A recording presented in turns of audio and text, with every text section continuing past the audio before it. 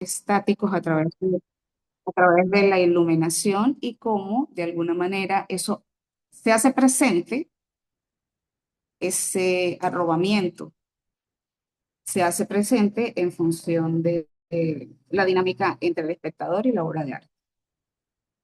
Voy a volver a mirar acá a ver si ya está.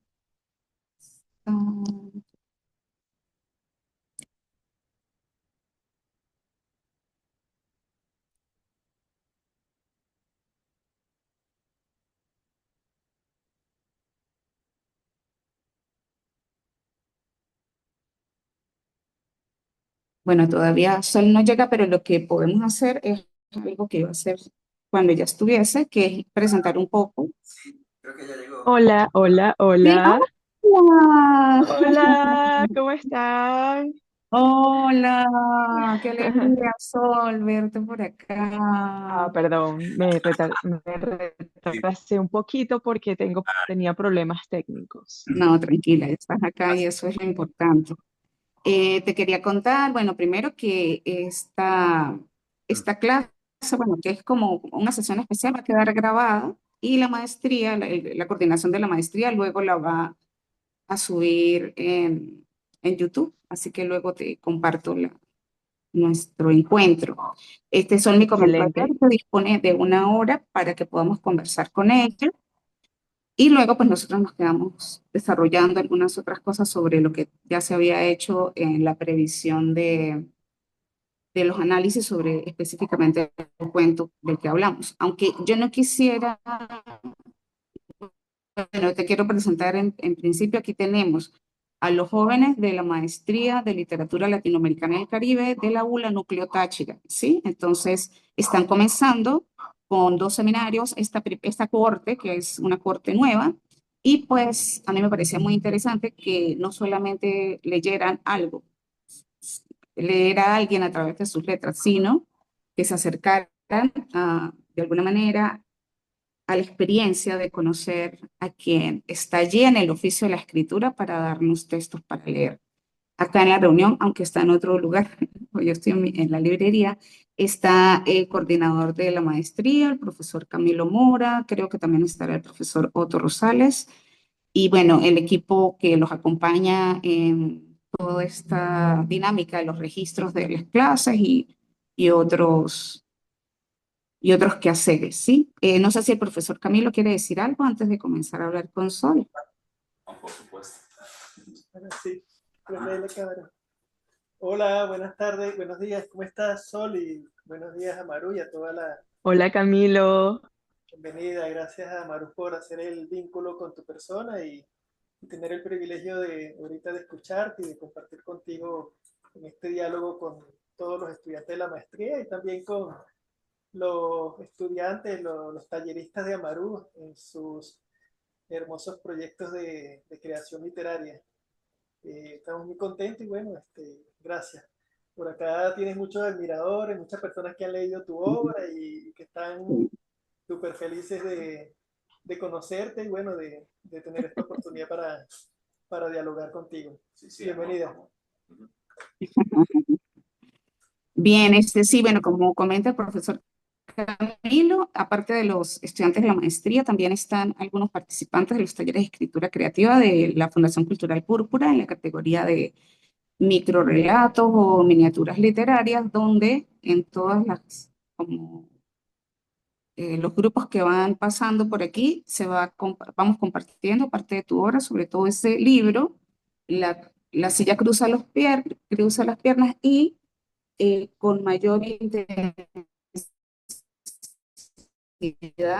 en el cuento Una mosca en el café, que han tenido que analizar desde diferentes perspectivas, ¿sí? Pero bueno, voy a hacer una presentación un poco aquí sobre lo que he podido recabar de tu trayectoria y luego, más que entrar solamente en la conversación del cuento como tal, porque ya tú hiciste tu trabajo que fue escribir el texto, pues sí, sí contarlo como lo que quieras de ello a nivel anecdótico o a nivel de la razón de ser, pero también como las otras facetas de tu obra, los otros proyectos literarios. Y bueno, ahí vamos a ir conversando. Les voy a aquí decir que Sol Linares es novelista, cuentista e ilustradora venezolana, nacida en el año 78, aunque no sé si debía decir eso, pero era más joven que yo al menos. Ha ganado varios premios literarios, incluyendo el Premio Nacional de Literatura Ramón Palomares por su libro de cuentos Cuentas Farsas en el 2010 y el Premio Internacional de Novela Alba Narrativa por su obra Percusión y Tomate en el mismo año. Algunas de sus obras notables incluyen La Circuncisa del 2011, Canción de la Aguja, Premio Municipal de Literatura en el 2014, La Silla cruza las piernas, Premio Municipal de Literatura en el 2015, y más recientemente su obra No todos los cíclopes nacen ciegos, Premio Internacional Tristana de Novela Fantástica en el 2021.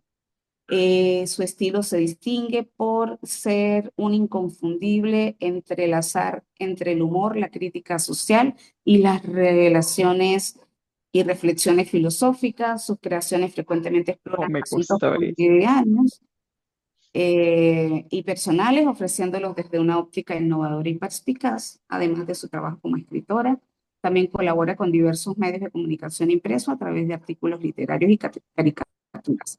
Aquí falta destacar que también Sol es productora en el área audiovisual. Yo se los había contado a los chicos, que también de la mano con tu hermano Daniel Linares, pues tienen varios proyectos en los que siempre van desarrollando cosas muy interesantes y que también pues estás con tus personajes en el área de la caricatura, que tienen tantas facetas y bueno, muchas otras cosas más.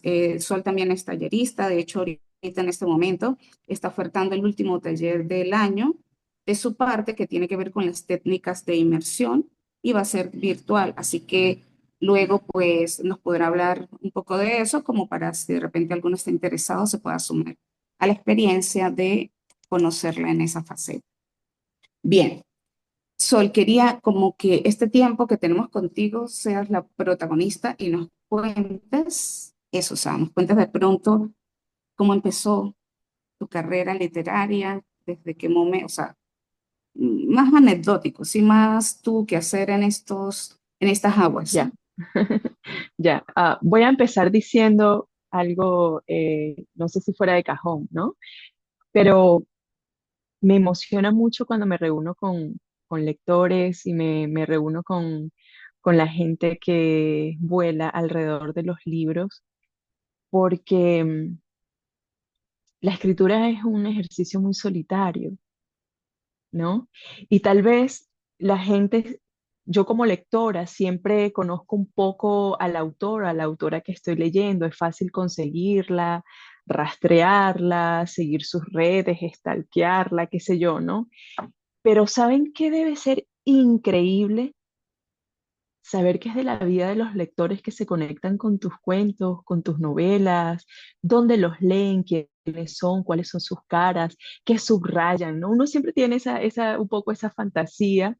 em, por eso me emociona mucho. En estos días me escribieron al Instagram alguien que yo no conozco y me mandaron la foto de una chica leyendo Percusión y Tomate en un metro.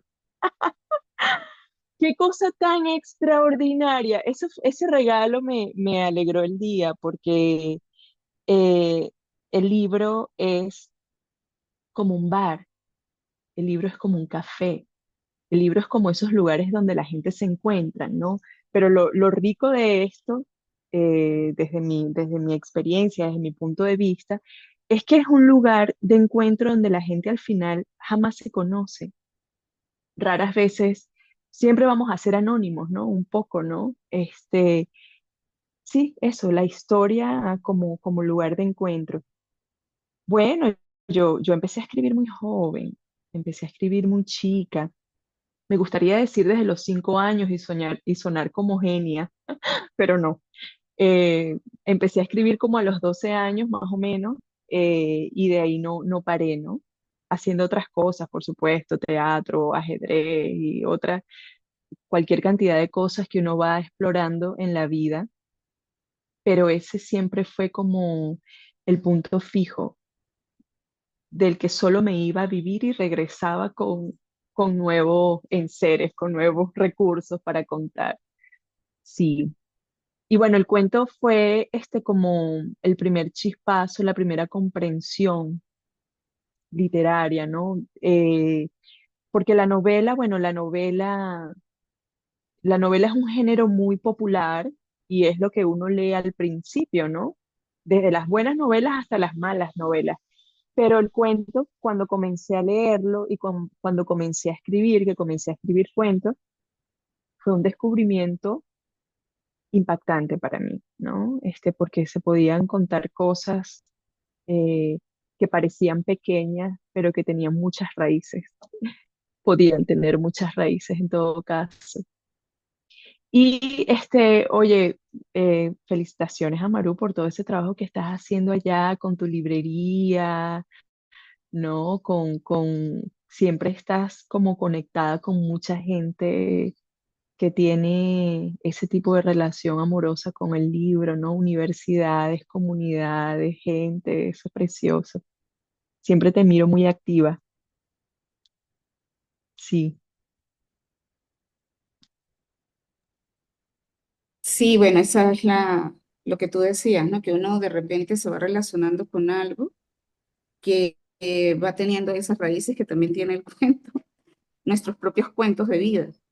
Y es como importante de alguna manera mostrarlo. Yo recuerdo que cuando estaba en el bachillerato, que también empecé como más por ahí con la curiosidad de la escritura, en la lectura y en la parte del teatro, que cuando uno se reunía con las personas que estaban en esos mismos intereses, todos decíamos, yo quiero ser escritora, yo quiero ser escritor, yo quiero ganarme el premio Nobel de Literatura, o yo quiero escribir una novela que se va a llevar al cine, así como tal, o cual, ¿sí?